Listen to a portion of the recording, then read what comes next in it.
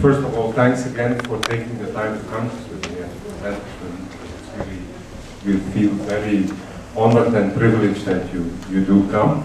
I must say, when I saw the film for the first time in Cannes, I was not at all surprised that you would win the prize, because I think your performance was magnificent. But what did surprise me was that when I was checking out who you are, actually, to see that this was your first film.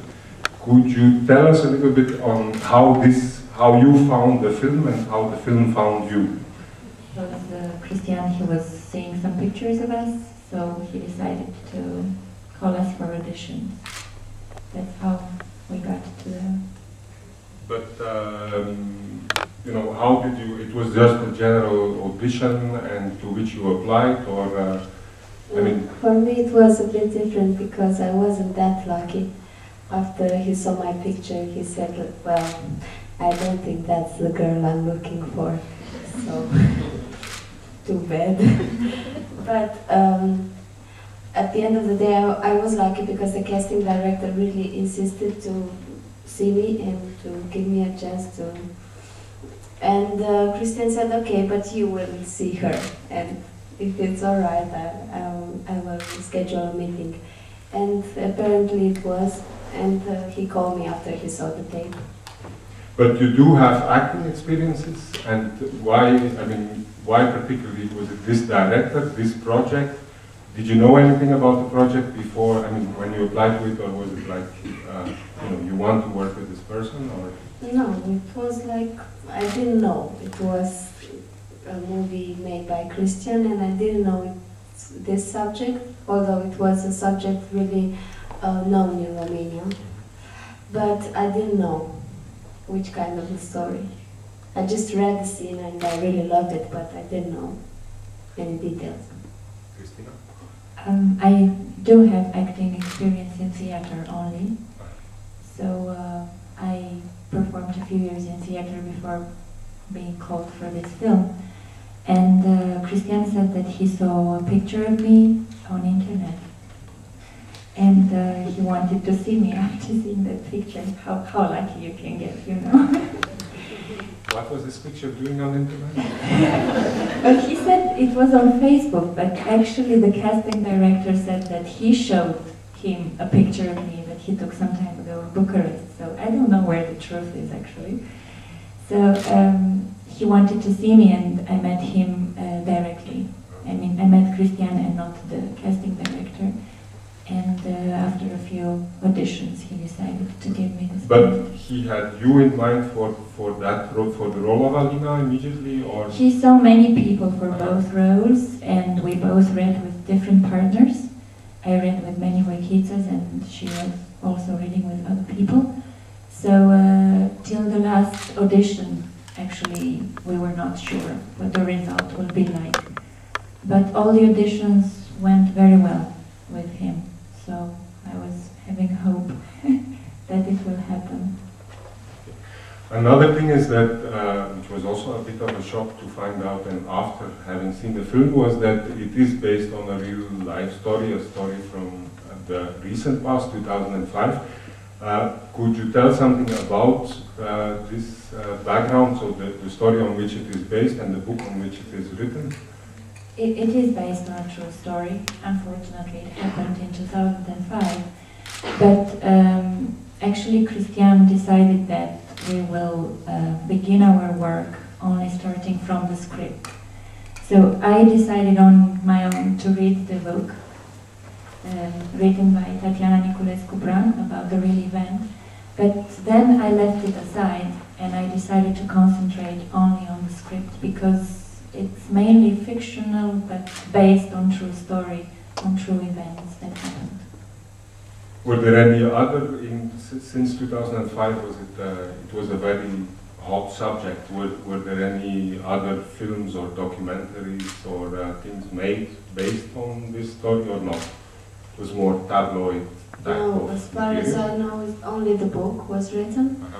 But back then, it was a really hot subject for the media, so it was all over in the newspapers, in the first page, and everyone was talking about it. But after the guilty person was found, everything went quiet. Because the priest went to prison. Because? The priest went to prison. Yeah. Actually, there is one documentary.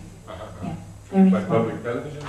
Or it is made by public television, I think, and Cristian gave to me the CD after we finished the film.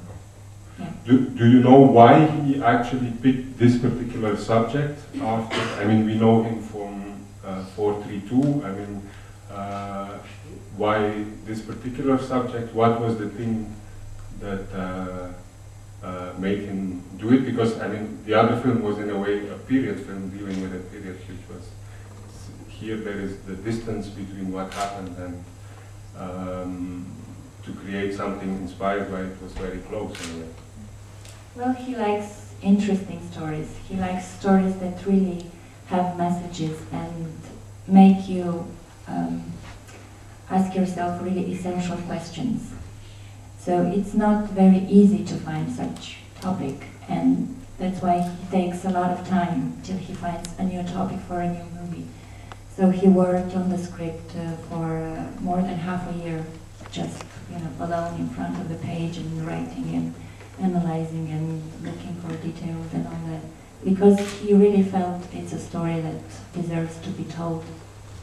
But in terms, did he then also, if he researched it also properly and worked on it, did he, how did you prepare for the roles actually? Did he convey this, or did you work also with these materials? How did you prepare, how did he prepare you for the roles, and how did you yourself engage with such demanding roles actually? Actually, I only worked with the script, so he never told me what I should prepare for. So he had a very good idea for me to go to a monastery before we started the shooting, and it was really useful.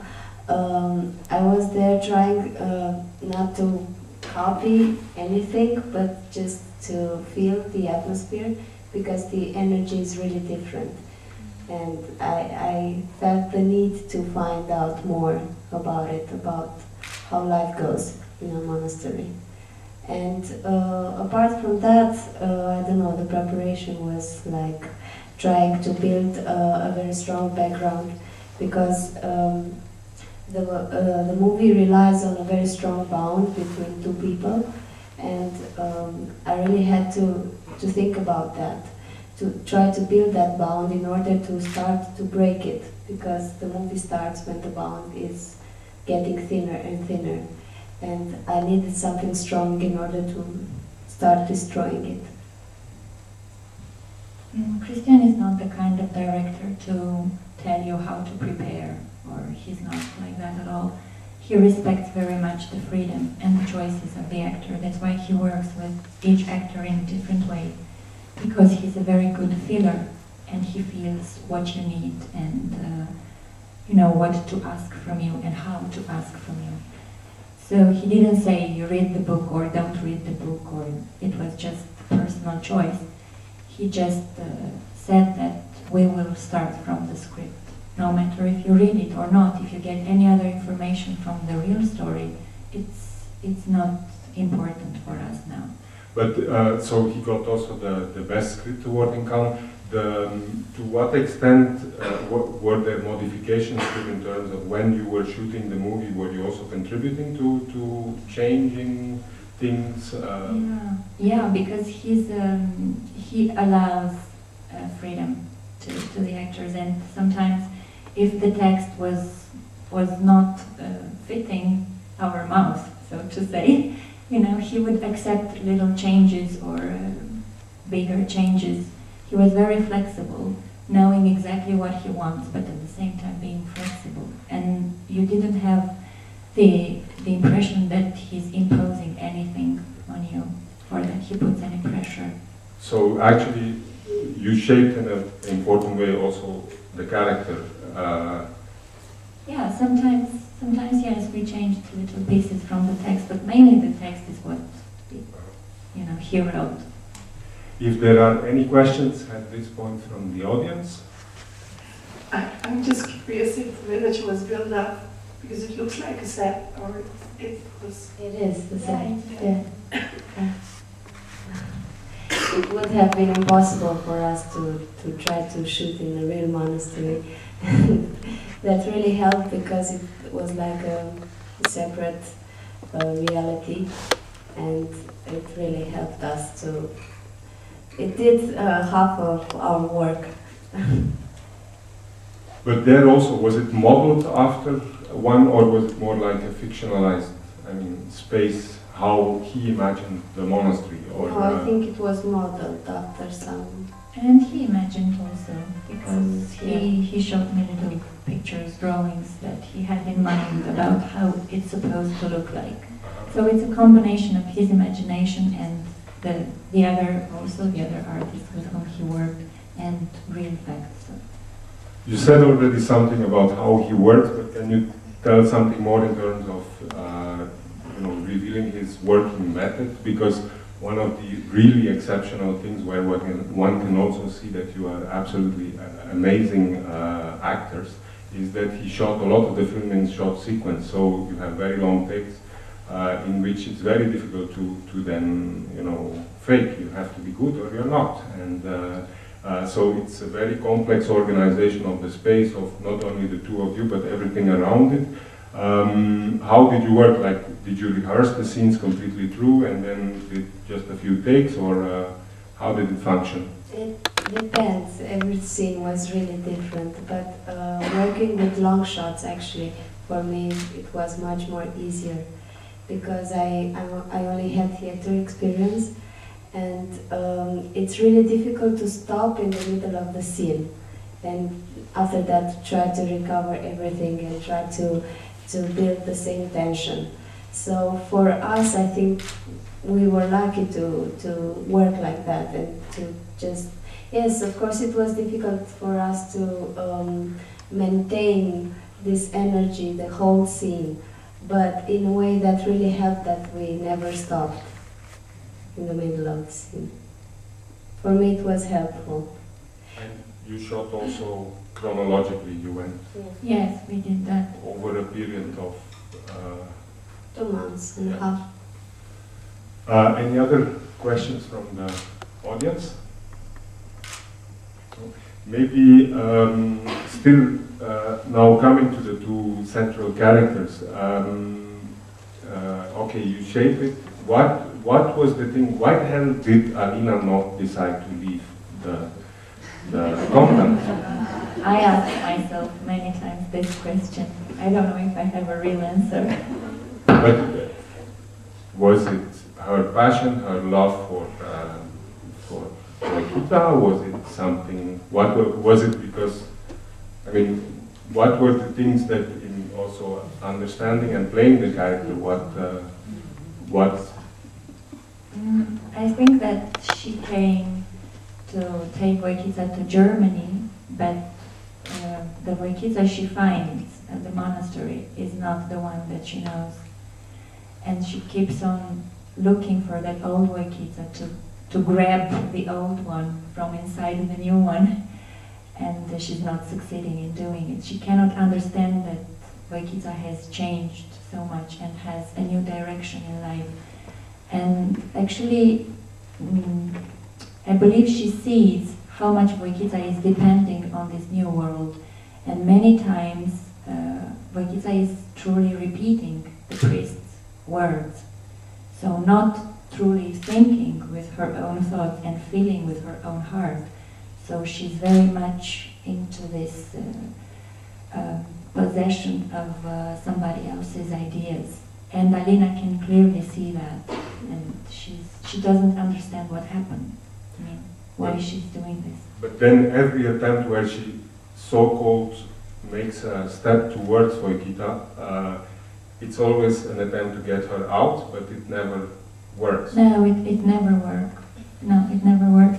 But also for me, very important part of the story is that these girls have been brought up in an orphanage. And this is not easy trauma to carry throughout life. So I believe Alina has a lot of pain and many frustrations which are gathered inside her. So she has been rejected when she was a child, yes, by her mother. She was sent to the orphanage. So she's carrying this trauma of rejection.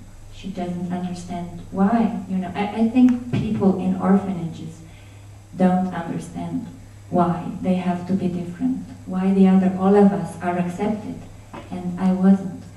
So when Voichița is, you know, saying another no, this becomes huge for her, and it's a matter of life and death. It's a matter of survival. She needs Voichița to stay alive.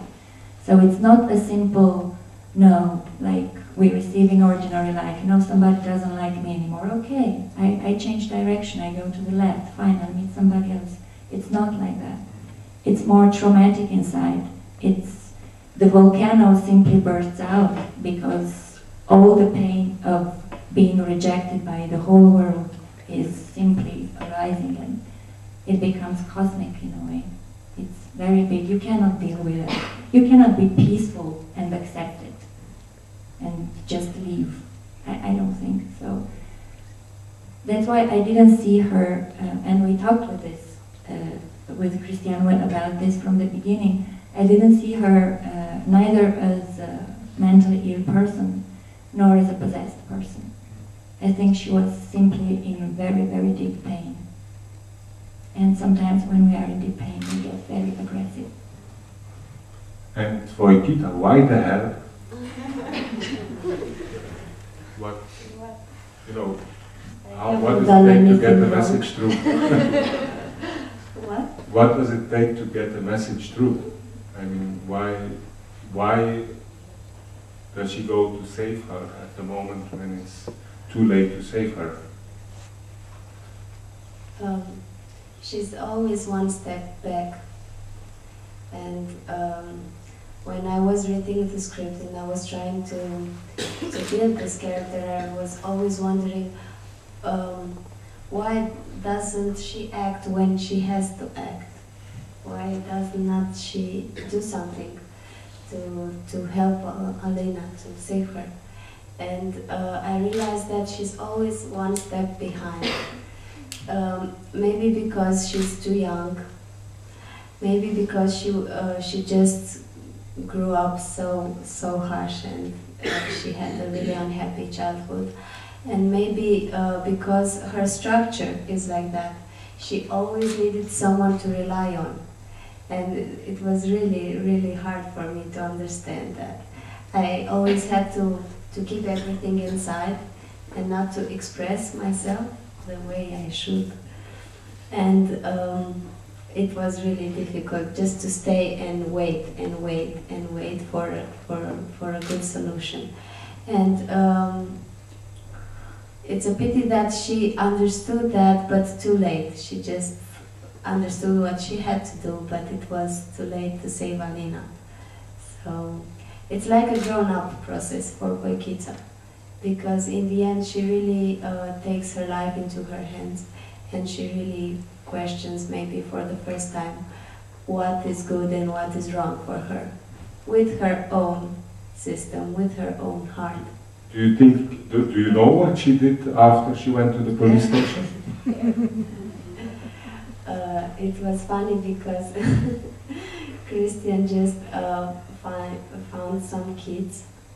I don't know if you have noticed, but in the last scene, Voichița is looking on the street and she sees some kids. And she's just thinking about her own life. It's like a, I don't know, reminding process. And maybe, I don't know, what will she do? I don't know. Maybe she will go back to the monastery, maybe she will just leave. Maybe she will go in Germany, I don't know. But I think it's the first time when she asks only herself, what should she do? So I mean, do you read the ending as, in a way, a positive ending? That you know, you can look at it that way. Yes, that was what I was trying to. Yeah. Huh? Yeah.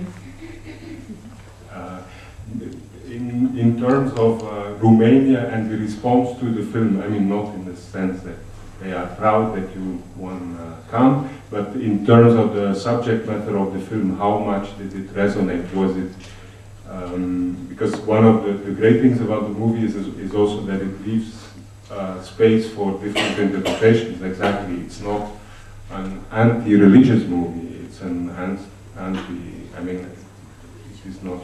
You know, it condemns. It makes a difference between a crime and a sin, and it points at some things, but it doesn't have clear-cut answers about them. Because also, like the nuns, one of the things when they crucify Alina, basically they are the whole time crying and they are the whole time saying, let's not hurt her, while they are tying her up, so it's always very tricky. It's very open, in fact. I think it's a very open movie and everyone can take what they feel or what they need from it.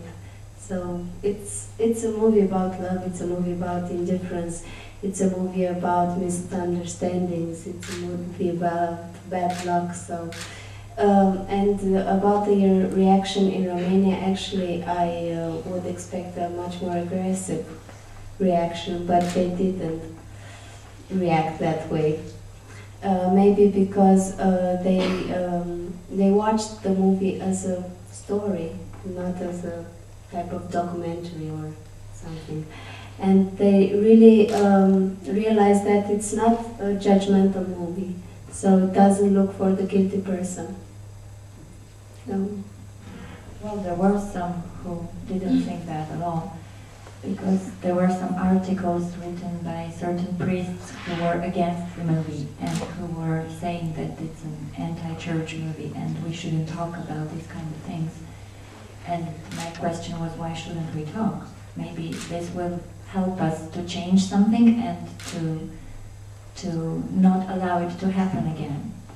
So there were different reactions in different countries, not only in Romania. So it was really interesting to see how many meanings people could get from this film. Were there also official reactions, like the Orthodox Church, that some, I mean, that the public relations office would condemn it, or that the media of the I don't know about any official, but one of the priests was from the higher hierarchy that wrote that we shouldn't talk about this. So it was really high priest saying this. But there were other priests who were saying that if you really have the clarity of mind to watch the movie without any prejudice, it's not anti-anything. It's beyond that. It happens in a religious context, and of course it talks about many things that happen in this religious context, but it's a human story with many meanings. Any questions? Mă descurc. E ok. Vă mulțumim pentru faptul că ne-ați dat un motiv în plus de mândrie să fim români. Thank you very much for making us proud of being Romanian. I very much enjoyed the movie. The characters were portrayed very well. I see the Romanian reality there. And I'd like to know what are the next steps or next projects that you might be involved in, and what should we expect next? Beyond the Blues Part 2 is on the way. The next generation. Next, yes, the children. Kids, I leave them. Actually, it is really difficult or tricky to try to find a new story after this one. So, of course, you need to feel the same level of energy, the same level of strength, and that's difficult. But I hope it will appear. I'm looking forward. You said that it portrays the Romanian reality. Well, I don't know if it's really a Romanian story. I think it has many universal meanings. It's just, I mean, a good film, it's like a work of art, has to do this, has to have like a specific story taking place in a specific place, but with, you know, universal meanings. Because I'm trying to underline this because we have this question very, very often. It's like, how is this possible? You know, in 21st century in Romania, such things happen. What do you have there? What kind of country do you have? It's not like that. It's a case that happened in Romania, but this doesn't mean that we don't have very many forms of violence anywhere in the world in the 21st century. It's not like we have a world full of harmony and peace. And you know, one day suddenly in Romania something horrible happens. It's not at all. We got used to the modern forms of violence and we accept them easily because they're everywhere. But they have, it's the same source, you know. I just wanted to say it. And about projects. And about projects, it's, I'm afraid to talk because I'm very superstitious about it. Actually, when I got this phone call for the audition, I didn't say to anyone. And when I started filming, only my very, very close friends knew about it. So most of the people found out that I did a movie with Cristian Mungiu after I finished it. So I will tell you after I finish my next project.